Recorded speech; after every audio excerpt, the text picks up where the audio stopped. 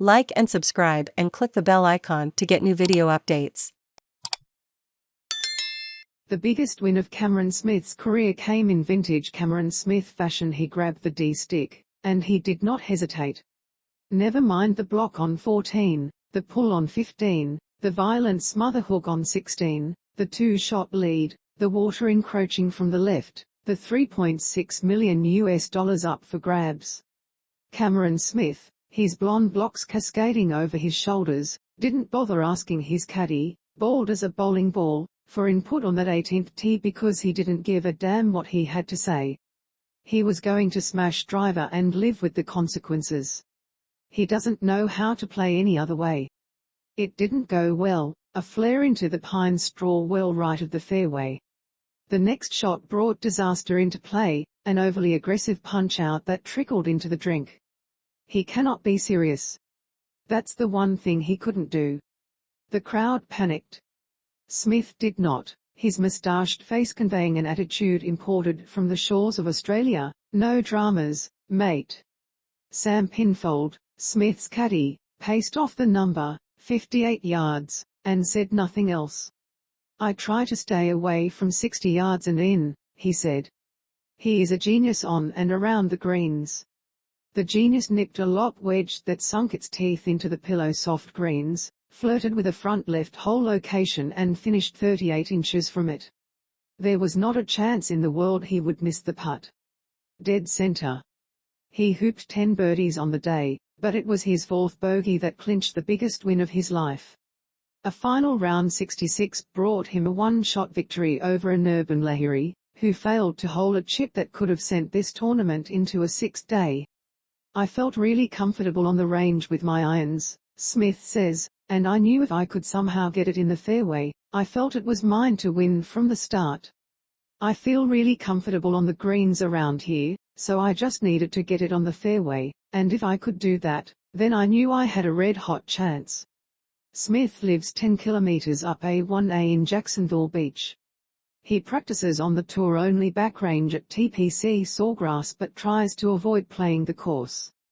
The typical setup, he says, is unrecognisable from that of the players, so he finds little value in clouding his mind with conflicting information. A jam-packed tee sheet of holidayers is also a strong deterrent, but he's too polite to admit that. But he's here often, and each time he pulls up to that palatial clubhouse he'll be greeted by the Australian flag, a reminder of the remarkably brash round of golf that capped a truly bizarre week. To summarise, rain, more rain, angry rain, gale force winds, freezing cold, Monday evening finish. Smith preached patience all week. While others holed up in the Marriott during those delays, he chilled in the comforts of his home. A steady climb up the leaderboard kicked into overdrive Monday afternoon. He shot off the mark with 4 straight birdies to start the round, and after a fifth at the 6th, you wondered if a week defined by chaos would coast to the finish. But he made 3 straight bogeys before the turn, and an up for at Lahiri and steady Paul Casey kept clawing at him. He hardly seemed to notice. This is the same man who watched the world's best player shoot 33 under par for 4 rounds and beat him.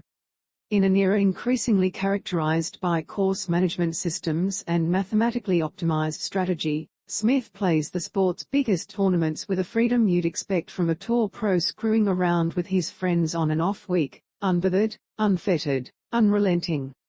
He followed up the 3 straight bogeys by stuffing his approach on 10 to kick in range. He capitalized on the reachable par May 11th and drivable par April 12th with birdies, then curled in a 4th consecutive one from 11 feet at the par March 13th. For once, the eye test and the numbers agree. Observationally speaking, Smith's end-over-end rolls appear magnetized to the bottom of the cup.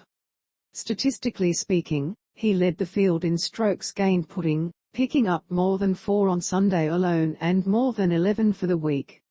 A genius on and around the greens.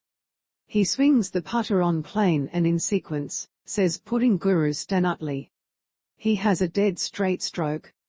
That means the putter head accelerates early in the downswing and crashes into the ball at coasting speed. That's why his through stroke isn't too long. Whatever the mechanics are, just don't change them. Smith putted 42 greens for the week and 13 on Sunday alone, including a 14-footer for par at 14 and an 8-footer at 15. His tee shot at 16 travelled 179 yards forward and 40-odd yards left. The sequence quite resembled a slugger turning on an inside fastball, ripping it over the jumping third baseman's head, and sighing after it turned foul. A no-nonsense punch-out still left him with 238 in.